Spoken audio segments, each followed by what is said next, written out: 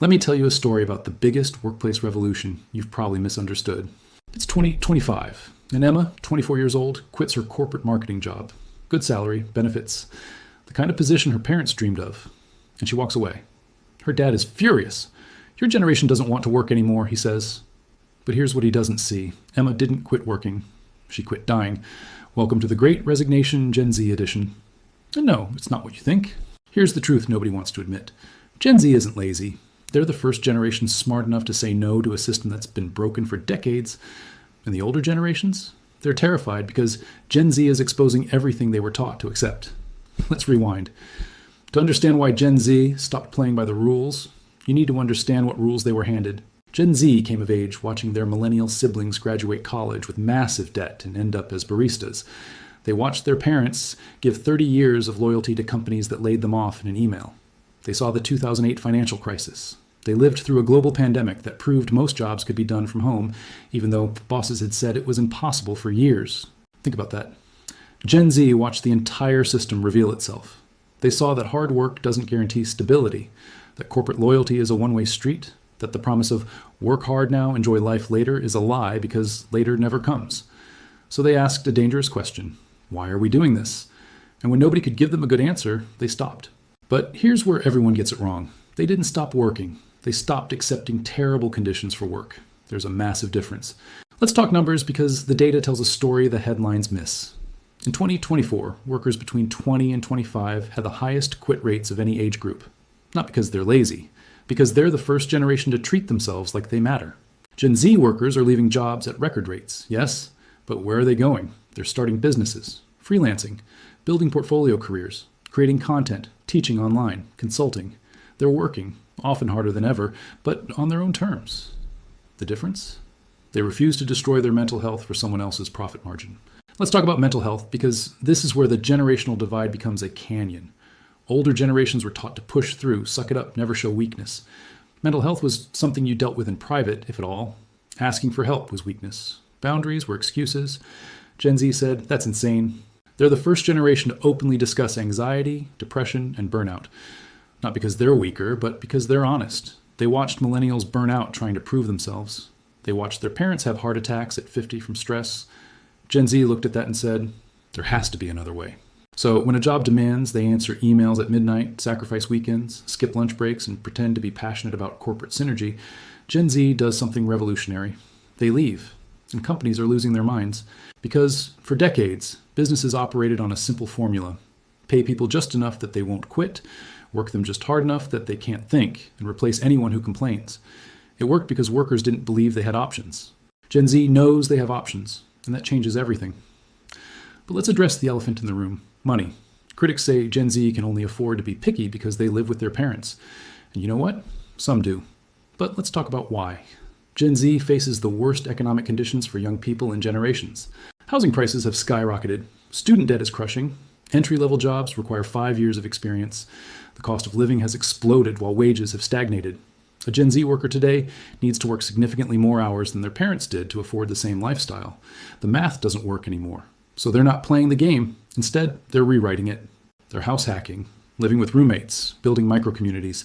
They're rejecting the idea that success means a mortgage, 2 cars, and a corporate ladder. They're defining success as freedom, flexibility, and not having a panic attack every Sunday night. Is that laziness, or is that adaptation? Let's talk about the side hustle economy because this is where Gen Z is truly revolutionary. Previous generations had one job, one career, one path. Gen Z has 5 income streams and 3 passion projects. They're freelance graphic designers who also do social media consulting, sell digital products, and create content. Boomers call it unfocused. Gen Z calls it smart. Because they watched what happens when you put all your eggs in one corporate basket. The basket gets dropped every time, so they diversified. Not just income, but identity. They're not defining themselves by one job title because they saw how quickly that can be taken away. And here's something fascinating. Gen Z isn't actually working less. Studies show they're working just as many hours as previous generations, sometimes more. But they're working differently. They're remote. They're flexible. They're mixing work and life in ways that don't fit the old 9-to-5 model. And that terrifies managers who measure productivity by how long you sit at a desk. But productivity isn't about time in a chair. It's about output. And Gen Z is proving you can deliver results without destroying yourself in the process. Now, let's get real about quiet quitting, because this term was designed to make Gen Z look bad. Quiet quitting means doing exactly what you're paid to do and nothing more. Let me say that again. It means doing your job. Not staying late unpaid, not answering emails at 11 p.m., not going above and beyond for a company that won't go above and beyond for you, just doing the work you agreed to do. And somehow, that's controversial. Older generations call it unmotivated. Gen Z calls it boundaries, because they understand something crucial. Your job will replace you in a week, but your mental health takes years to rebuild. Think about what we're actually criticizing here. We're mad at young people for not letting companies exploit them, for having self-respect, for refusing to martyr themselves for quarterly profits. That's not a character flaw, that's evolution. But here's where the conversation needs to shift, because this isn't just about Gen Z rejecting bad jobs. It's about them building something new. Gen Z is creating the gig economy, the creator economy, the passion economy. They're building businesses around their values, monetizing their skills directly, cutting out the corporate middleman. They're proving you don't need a corner office to be successful. You don't need a title to have impact. You don't need to sacrifice your 20s to maybe enjoy your 60s. They're living now, working now, building now, on their terms. And yes, they'll make mistakes. Yes, some will struggle. Yes, the transition is messy, but they're trying something different because the old way was clearly broken. Let's talk about what companies are getting wrong, because this is fixable. Gen Z doesn't hate work. They hate bad work. They hate meaningless work. They hate being treated like disposable resources. Give them purpose, flexibility, respect, and fair compensation. And Gen Z will outwork anyone. But ask them to sacrifice their well-being for vague promises of future rewards, and they'll walk. Every time. Smart companies are adapting. They're offering remote work, flexible hours, mental health days, transparent pay, real work-life balance. And guess what? They're not struggling to hire Gen Z. They're attracting the best talent because they're treating people like humans. The companies complaining about Gen Z workers, they're the ones still operating like it's 1985. And Gen Z is forcing them to evolve or die. So what does this mean for the future? Gen Z is the largest generation in the workforce now. Their values are becoming the norm. Remote work, mental health awareness, work-life balance, purpose-driven careers. These aren't Gen Z quirks. They're the new baseline. The 9 to 5 is dying. The corporate ladder is crumbling.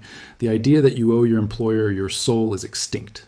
And Gen Z is dancing on its grave. This is the real Great Resignation. Not people quitting jobs, but a generation resigning from the idea that work should cost them their happiness, health, and humanity. Emma, the 24-year-old who quit her corporate job, she's now running a successful digital marketing agency. She works from anywhere, sets her own hours, makes more money than her old salary, and she's never been happier or healthier. Her dad still doesn't fully get it, but he stopped calling her lazy, because the results speak for themselves. Gen Z isn't rejecting work, they're rejecting exploitation. They're not entitled, they're self-aware. They're not lazy, they're strategic. They're the first generation to understand that life is happening right now, not after retirement. That mental health is just as important as financial health. That success without well-being isn't success at all. And history will remember this moment, not as the generation that stopped working, but as the generation brave enough to demand that work finally works for everyone. The Great Resignation wasn't Gen Z giving up. It was Gen Z waking up. And that's not laziness, that's revolution. So the next time someone tells you Gen Z doesn't want to work, correct them. Gen Z doesn't want to be exploited. And that's exactly how progress begins. The question isn't why Gen Z stopped working the old way. The question is, why did it take this long for someone to stop?